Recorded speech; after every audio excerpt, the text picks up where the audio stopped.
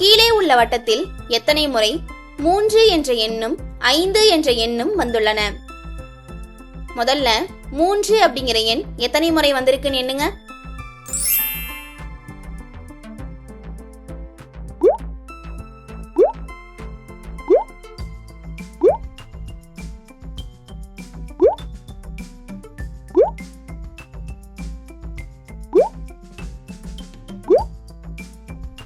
மொத்தம் 8 முறை வந்திருக்கு.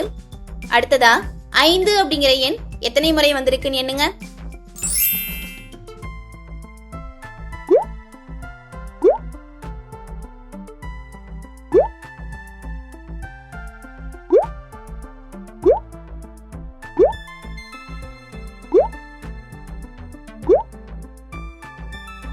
ஐந்தும் இங்க 8 முறை வந்திருக்கு.